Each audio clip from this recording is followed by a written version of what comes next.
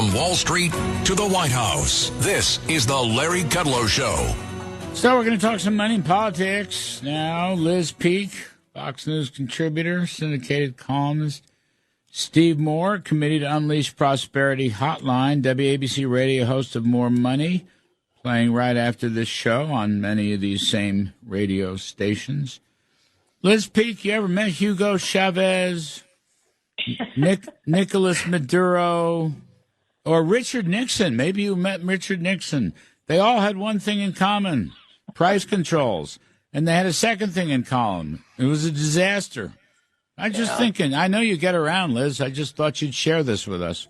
Yeah. Sorry to say, no, I'm not in touch with those particular august representatives of socialist economic policy. But I got to say, I am really stunned that in this era, with so much on the table known about such experiments, that anyone would sort of roll out price controls as a feasible idea. I think it's the most extraordinary thing. And you know, Larry, this is the first real substantive thing we've heard from Kamala Harris other than picking Tim Walz. And you got to say, they're in the same basket, right? I mean, these are two indications that Kamala Harris would govern, if president, as an absolute far-out lefty, if not socialist. Mm-hmm. Yeah, I think that's exactly right. Steve Moore, you're a big proponent of price controls.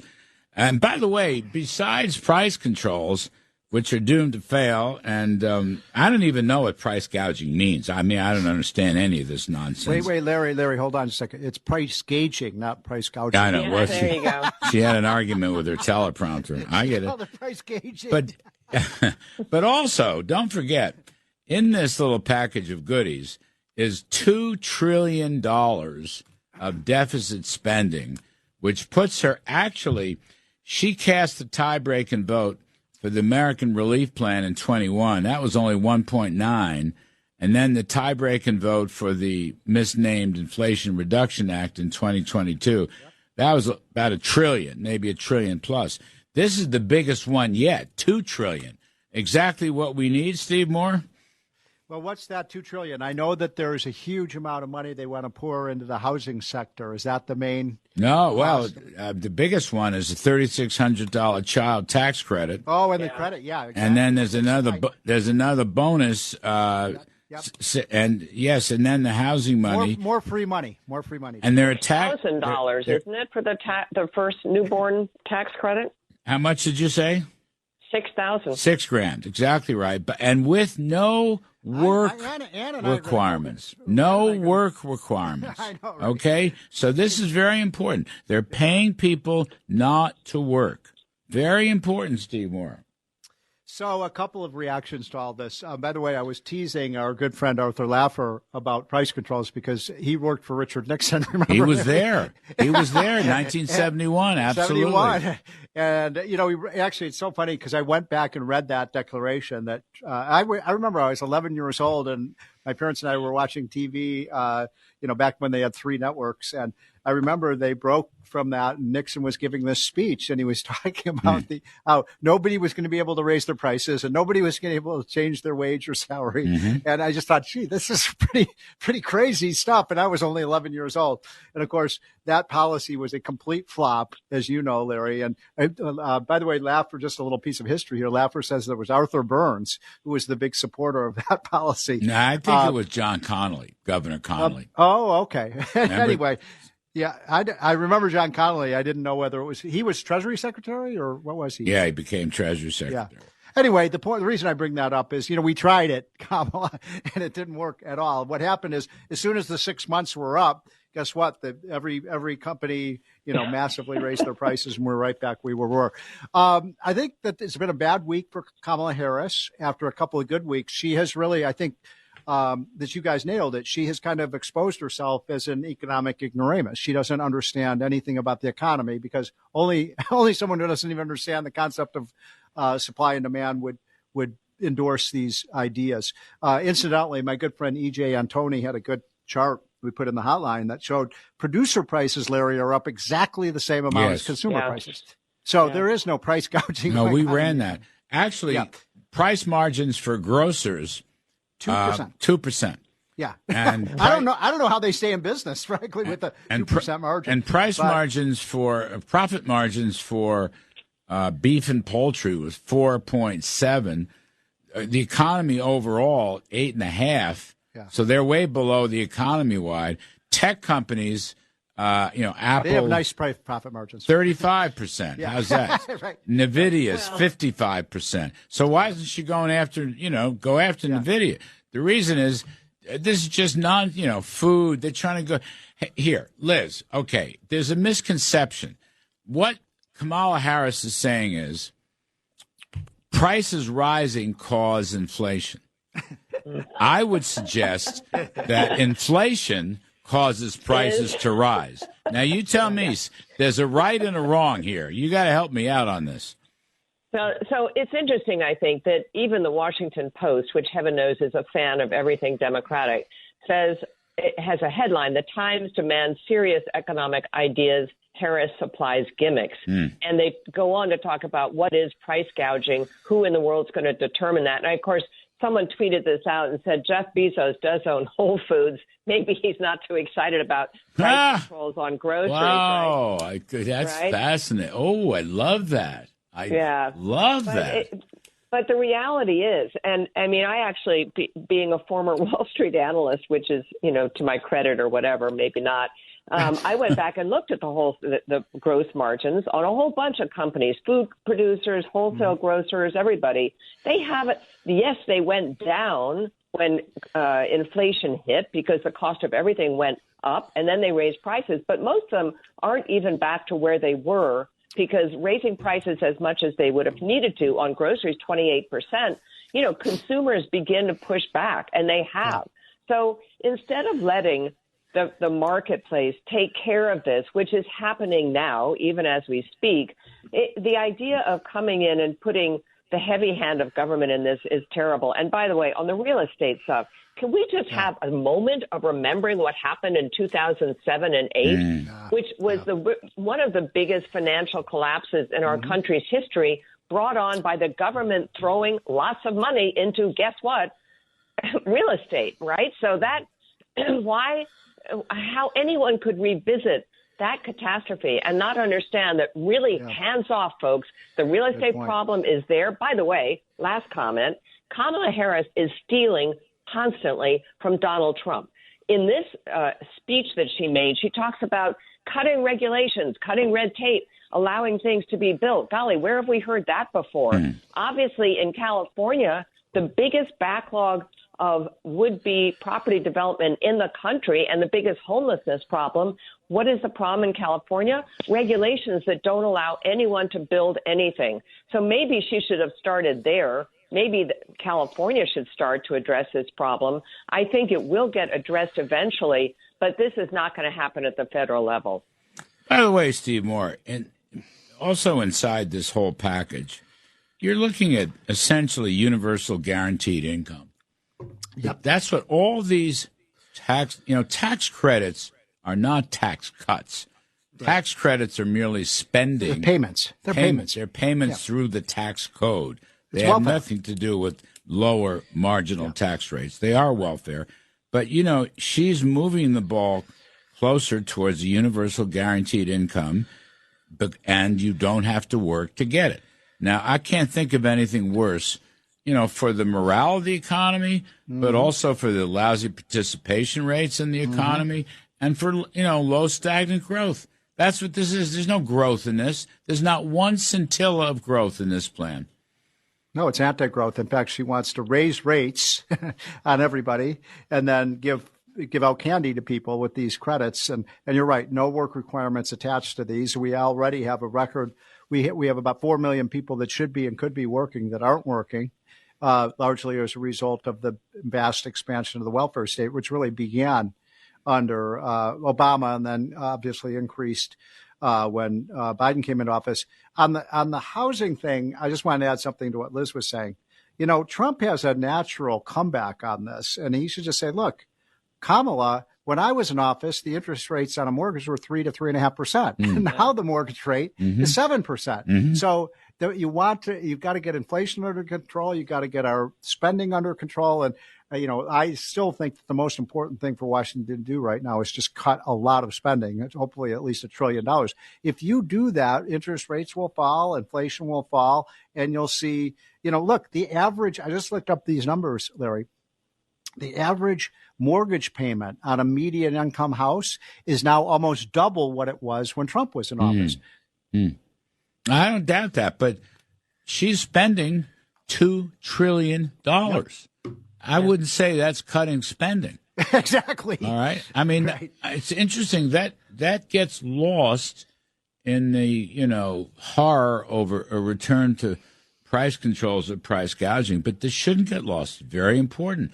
She's just like Joe Biden, only worse. This would be the biggest spending, bigger than the American Relief Act, bigger than the misnamed Inflation Reduction Act. That's what she's got cooking here. This is not good. And one other point. At Trump's press conference in Bedminster, he had a little section in there how he intends to rescind unnecessary and unspent spending programs. Rescission. Good idea. Yes. This goes back. Do you know there's still COVID money that's not spent? Yeah. And there's American Relief Act money that's not spent, and there's inflation. And most of the inflation reduction stuff was not spent because people couldn't make the DEI requirements, and there were no permits, no permitting reforms. I mean, it's really wild. He's going to cut spending. I mean, that's a newbie. Interesting. I think that the country would love to hear that, because that is the kind of common sense idea that Donald Trump ran on in 2016. Those kinds of practical solutions really are appealing, Larry, and it really highlights his background as a businessman. I mean, I remember all the talk about, I think it was the embassy being rebuilt in London, I guess it was London, and how, or maybe it was in Israel, excuse me, and how they wanted to do it for, $4 billion, and he came up with a plan for $150,000. And people love that story. And I'm obviously completely mixing up the numbers, but the essence of it was these people are idiots. All they do is talk about huge numbers, huge government involvements. I can do things simpler and smarter. And boy, would recapturing some of that giant excess of spending make a lot of sense. Well, and I think that's a huge win. Rescissions are a very powerful tool. Now, you need a Republican House and Senate to get them. But rescissions are a powerful tool. I mean, we used it way back in the Reagan years.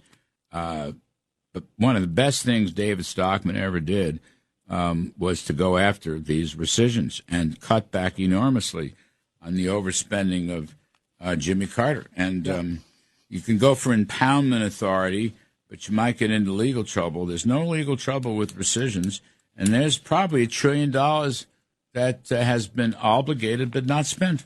And I think that's great. Meanwhile, on the other hand, Kamala wants to add $2 trillion.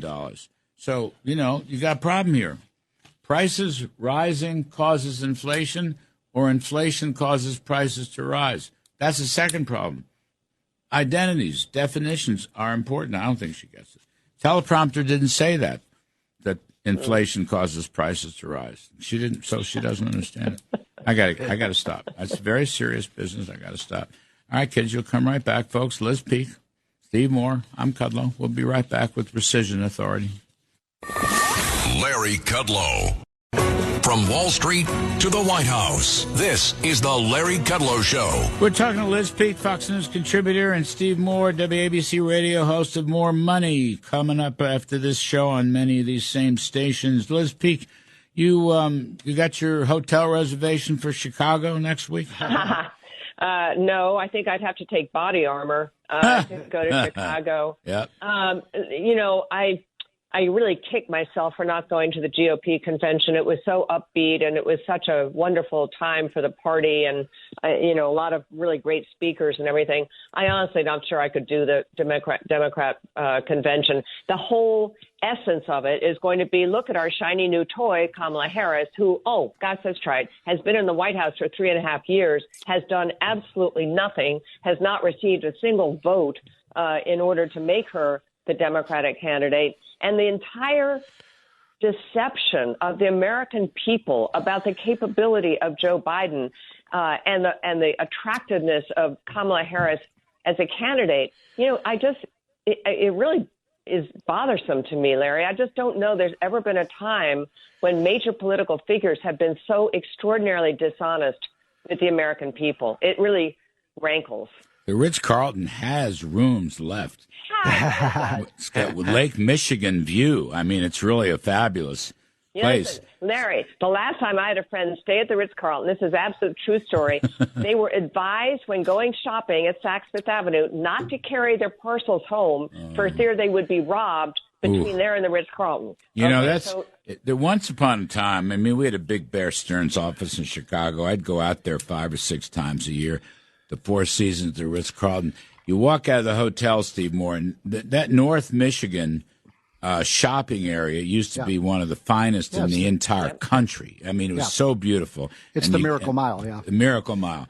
But people tell me it's deteriorated now. I haven't been there in a while. Have you been back there?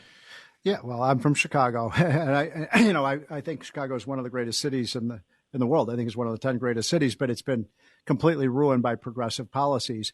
And I practically grew up in Wrigley Field, for goodness sakes. But you still have it's the most incredible, beautiful skyline. I mean, it's a great, great city in so many ways. But the politicians have ruined it. And you're right. You can't walk down Michigan Avenue now, which was really, truly the Miracle Mile with incredible shops and restaurants and beautiful views of the lake. And, I think you were only half kidding, Liz, when you said wear body armor because people are being shot at night. The murder rate is unbelievable. Yeah. And nobody here's the other cares. thing. Here's the other thing about this, Liz. The murders are happening in Black and Hispanic neighborhoods. They're the victims of these soft on crime policies. I'll give you an amazing statistic, Larry. The population of Chicago today is less than it was in 1920. Oh, my God. Leaving the city. Is it still over 1 million? Oh, yeah. Got to be a couple million. Well, I don't remember the exact number, but that just shows you that, and a lot of the migration has been just in the last 5 or 6 years. So, hate to see that. The one other quick thing. I remember 1968, Larry. I remember I was 8 years old. I was living in Chicago, and what the disorder and the mayhem that was going on outside of the McCormick Place. And I wonder if that's going to happen again because there are going to be 100,000, as many as 100,000 protesters. So we'll see what happens on the streets. Liz, that's going to be on Kamala, no matter what she says. And I also want to raise a point. Not only the outside, if there's protesting and if it turns violent, but inside the hall, they may try to cleanse some speakers. But they're still going to show you a cavalcade of the liberal, left, progressive Democratic Party. The Elizabeth Warrens and the Bernie Sanders and all their acolytes and the union guys, they're going to force themselves to speak, and the public's going to see this stuff. And I'm telling you, price controls in Kamala's speech yesterday is going to look mild to some of the things you're going to hear next week. Yeah. That's my take anyway. Your thought? I think you're totally right, and that's one reason I would have a very hard time sitting through it. I mean, it's so profoundly wrong. They're so dishonest. But it is remarkable that the progressive wing of the Democratic Party is basically running the United States and has been doing that for the last 3.5 years. I challenge anyone who can come up with a city or a state run by that element of our political body which is succeeding. The answer is it is not. They are not succeeding. Their policies fail, and it's the poor, dumb taxpayer who funds all this stuff and basically has nothing in return, not good education, not safe streets, or anything else. So who is it that they're pleasing? That's what I wonder. Steve Moore, are you a Cubs fan? I am, and I know we're running out of time. One quick thing. When I was growing up, you remember who the mayor was? It was Mayor Daley. Mayor Daley. Sure. And he ran a good city, though. He did. He did. He ran a good city. If you got pulled over, you slipped the cop a $20 bill and you rode away. It was the city that works. People were on the take, no question about it, but it was the city that works. Now it's the city that doesn't work. And that's a little microcosm of what's happened to the Democratic Party. Now they're just incompetent. By the way, his sons were pretty good, too, moderate Democrats. They're always sort of the conservative wing of the Democratic Party. Anyway, you two are great. Liz Peek, thank you. Steve Moore, thank you. Folks, I'm Kudlow, and I'm hoping to be around next weekend, even after the Chicago convention.